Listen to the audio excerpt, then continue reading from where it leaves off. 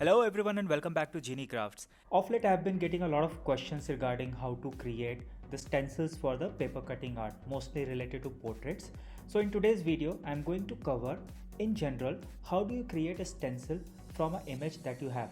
Now that image could be of your pets, it could be of your loved ones, it could be just plain scenery, or it could be an image that has been shot at a distance, or an image that is very close up.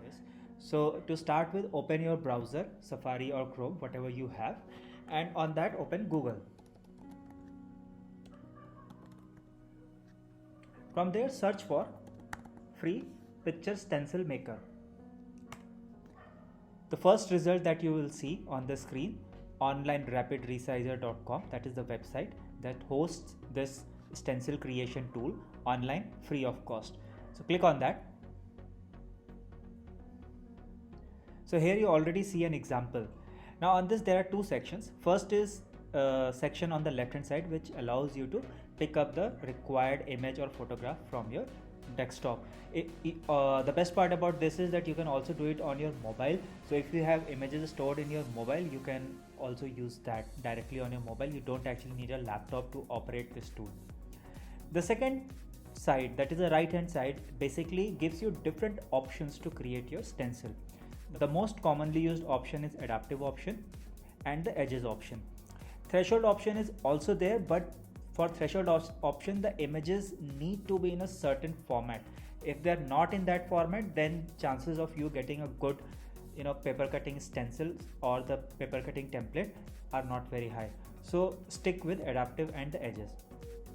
There are two settings. One is the dark and white slider bar. So if you want more black areas to come onto your paper cutting template, then you move this slider towards the left hand side like this. You see more and more black areas corresponding to your images will start appearing. If you want your image to be more white rather than black, then you take your slider towards the right hand side towards the white, and less black portions you will see on your template. Then comes the second slider, which is the sharpness. Now sharpness basically defines that how much detailing is in your template. That means whether you are doing a high resolution template with more details or you are doing a low resolution template with less details. So if you move towards the sharp, the details in your photograph will increase. As you can see right now, that with the image that was already there, the details of the center of the flowers are more prominent now. If I'll slide it a little bit more, those details are going to increase further. The more sharp your image becomes, the more of the background starts appearing. So you have to strike a balance between the darkness slider and the sharpness slider. When you find the perfect balance and the template according to your need, at that point in time you click on download or print on one page, and you can save your image to your system or take a printout directly. If you move towards the softness side, then in that case the details will start blurring. What also happens when you move towards the soft side is that the borders start becoming thicker and thicker. As you can see, when we were on the sharpness side, the borders are pretty thin, but the moment I'll keep sliding towards it, the borders will start becoming thicker. You will see it more clearly in the other images that I have selected for this tutorial. So let's pick up one of the images. So this image that I am going to use is basically of one of my cats sitting in a cardboard box. It will act as a very good image for the instructions during this video. So let me pick up the image, click on use an image from your device. Here is the image that I am going to use. The reason I am using this image is because first of all the cat is not entirely white. So for any paper cutting template there has to be a good balance of white and black areas, otherwise making a template out of it becomes difficult using this particular free utility. You can always use complex tools like Adobe Illustrator or Inkscape or Photoshop, but then learning those tools is a little difficult, so I stick with this particular utility. So let me choose this particular image. Now it will show me a preview depending upon the previous settings which I was using in the last image. So now let's see. Right now you cannot see anything. I will go to the adaptive mode, that is the favorite mode. Now there are certain details which are visible. Obviously the patches on the cat, if you compare to the original image at the top. All the black patches are clearly visible, but the sharpness is not very high. The details are not very high. So let me just see what will happen if I make it a little bit darker. Some more details will come up. If I make it a little darker, more details will appear, and so on. It will keep on happening. So let me just stop there. I don't want my image to be too dark. I don't want too many huge areas to be cut out. I want it to be a perfect balance between the cutout and the non-cutout portion. So let me stop here. Now coming to the sharpness.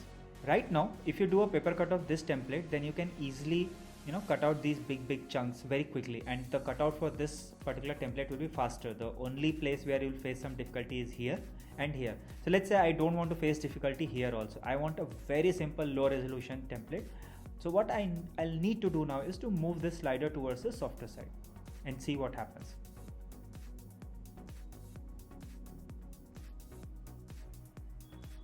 See, my details will keep on decreasing in this section the more I move towards the softer side, and on the rest of the template also. So I don't want this much softer image, so let me stick here.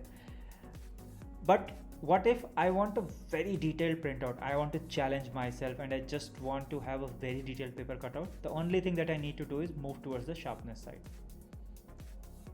Now you can see the amount of detailing that is there. If I move a little bit more, even more difficult template to cut, a little bit more. Now you can cut out each and every single hair on the darker portions on the cat. You can see that each and every hair is visible on the face. The whiskers are visible. The face is still not clearly visible, so I'll just make it a little bit darker.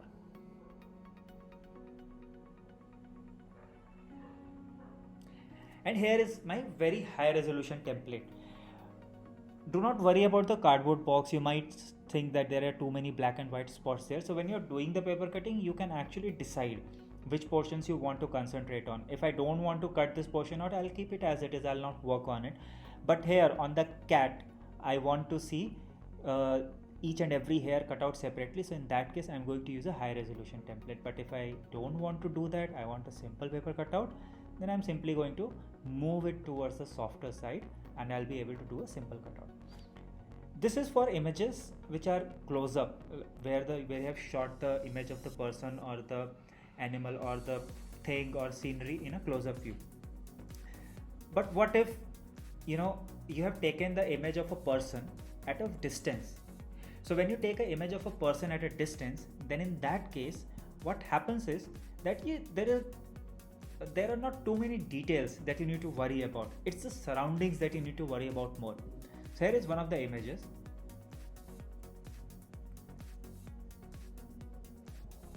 Let me upload it. Now let's take a look at this.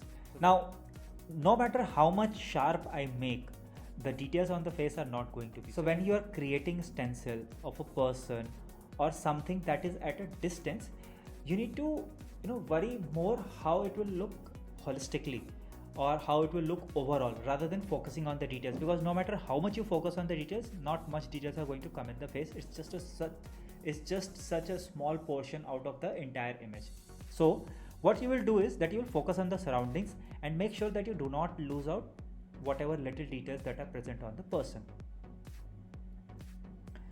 So I'll keep it at dark here. What I'm going to do is that I'm going to reduce the softness. I'm going to make these too many smaller black areas clubbed together and convert it into a single image. This is a complex image, so the template will be a little bit complex.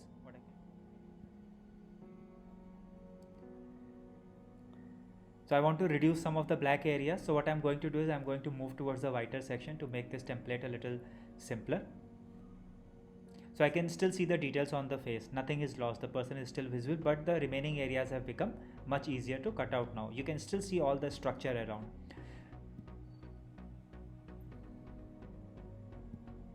Softer, whiter.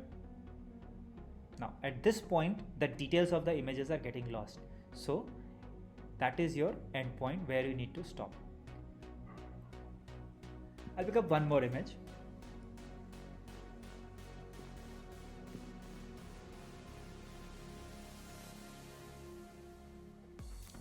So I am already at threshold.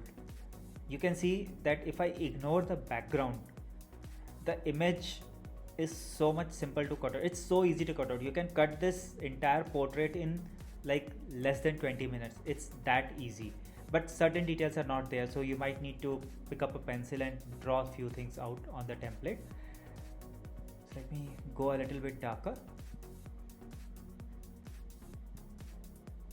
That is the problem with threshold mode. The darker you go, the details come out, but rest of the entire background becomes black. Even on the face it will become black. So it's more like a silhouette cut that you will get rather than an actual portrait template. So if you are looking out for silhouette templates, then in that case threshold is your mode. But if you are looking out for details, then in that case adaptive is the mode.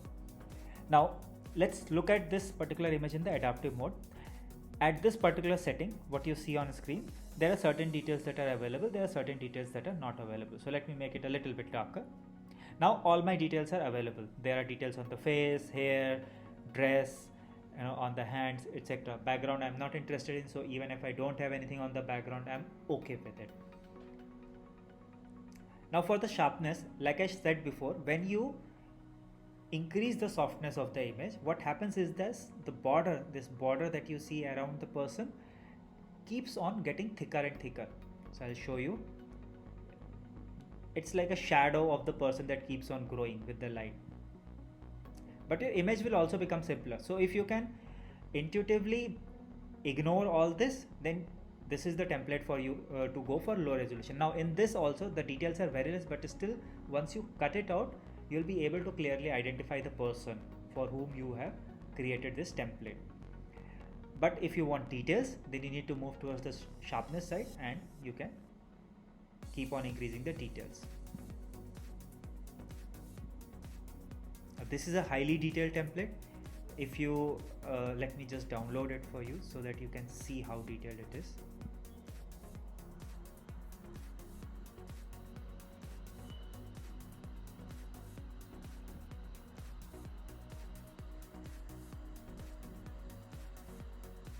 Can you see the details on the hair? It will be very difficult to cut it. It will take a lot of time also. So this is for someone who is looking for a challenge. Now there is a shadow of the hand which you can ignore. The face is also pretty detailed. The eyes are actually very detailed. Once you cut it out, it's actually going to look very beautiful. I have done I have done portrait this detailed only once. For rest, I keep a mid resolution. So which basically means that I will neither be on the softer side or on the sharpness side. I'll be somewhere here in between or somewhere here. Depends upon how much time I have. If I have less time, I'll go for a softer mode. If I have more time, I'll go for a sharpness mode. But when you increase the softness, you need to decrease the darkness.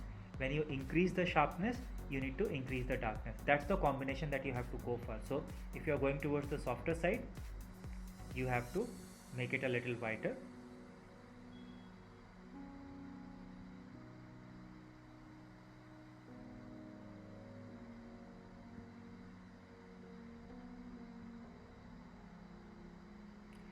And if you are going towards the sharpness side, you have to keep it a little darker, because otherwise you will lose out on the details. So these are the two things that you need to follow. So this is how you can create your templates and everything. Now let's also take a look at some image from the internet. So let me open pixabay.com, which is my favorite website for downloading free images. So let's say a bird. Let me see. Let's try to work on this one. I think this would be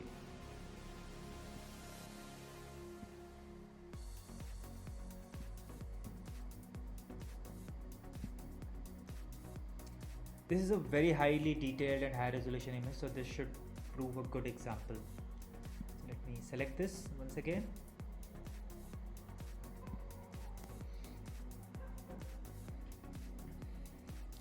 So right now we are in the detailed section, so I'm able to detail out each and every feather.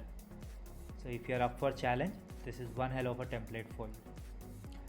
But if you want the easy template, keep going towards the softer side, keep reducing the details, go for more white.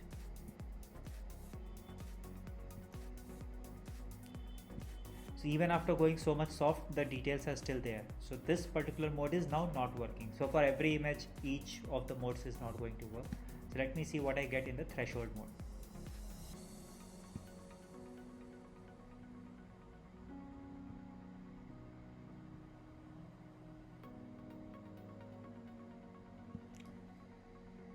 And here I am. This is much easier.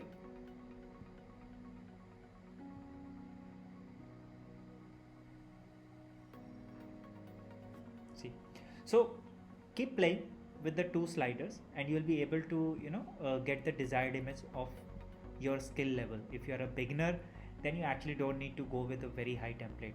Now the one you see on the screen right now, you can see, you will say that there is no border here.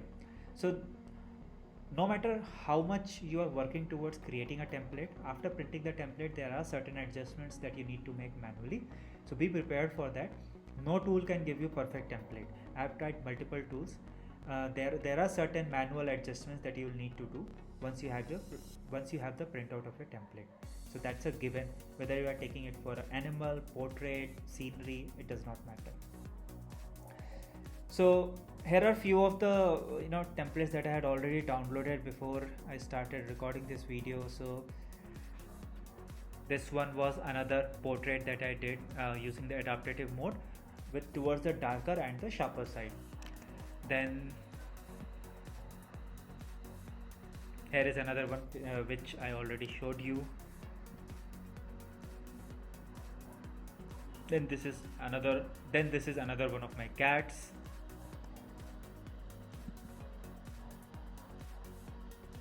Here is another portrait. This one is with high details on the face. Here is a high detailed image taken from a distance.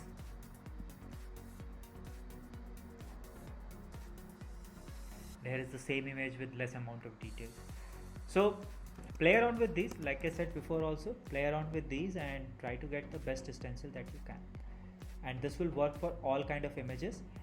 Especially if you are working for portraits, then ensure that the image that you are using is highly detailed, high resolution image, and also with a clear background or with a complete dark background. There should not be too much in the background to be specific. It has to be a single color background, the better.